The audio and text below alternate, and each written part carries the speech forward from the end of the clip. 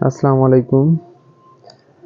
আজকে আপনাদেরকে যে বিষয়টি দেখাবো আর কি, বিস্তারিত দেখলে আপনারা জানতে পারবেন আর কম খরচে ছাগল পালন করতে পারবেন সেই বিষয়ে আজকে জানাবো। যেমন আজকে আমার ছাগলের এই পাতলা পায়খানা হয়েছে, যে গোবরের মতন পাতলা পায়খানা হয়েছে, এটার জন্য আমি ওষুধ খাওয়াবো আর কি সস্তাভাবে আমি যেভাবে ওষুধগুলো খাওয়াই সেই সম্পর্কে বিস্তারিত জানাবো।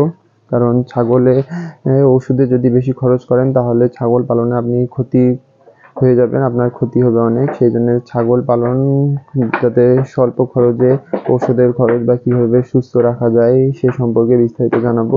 ভিডিওটি শেষ পর্যন্ত দেখবেন।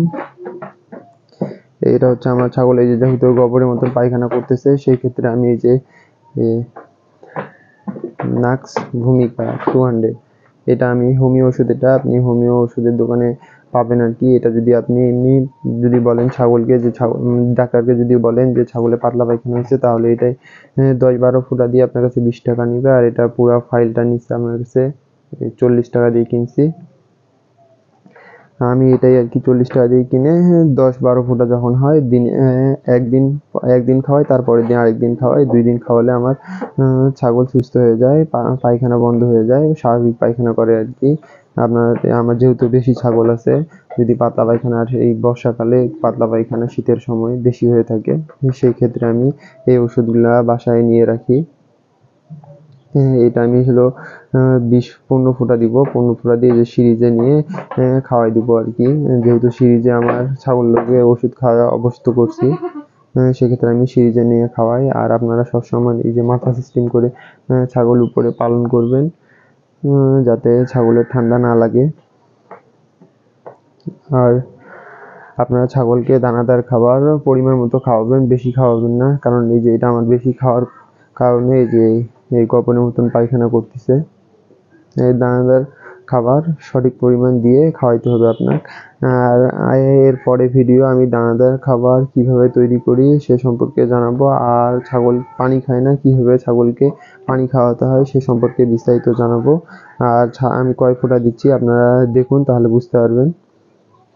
একটা কাপের মধ্যে নিচ্ছি, এখানে কাপ রাখছি, এই কাপের মধ্যে দিয়ে আমি 10-12 ফোঁটা বা 15 ফোঁটা এরকম দিয়ে খাওয়াবো। এই পানিটা আগে বের করে নিই।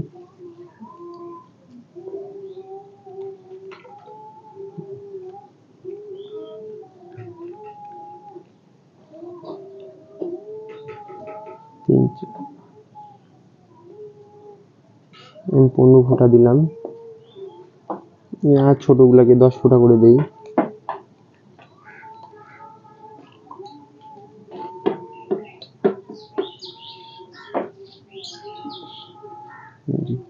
এটাতে নিয়ে নিছি, এটা এখন খাওয়াবো ছাগলকে।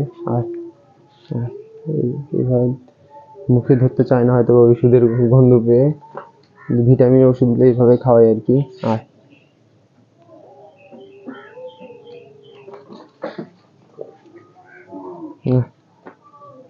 আর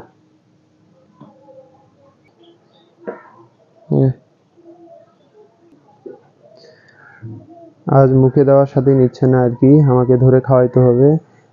তাহলে আপনারা যেহেতু ছাগল পালন করেন, তাই যদি পাতলা পায়খানা হয়, নাক্স ভূমিকা 200 এটা কিনে রাখবেন।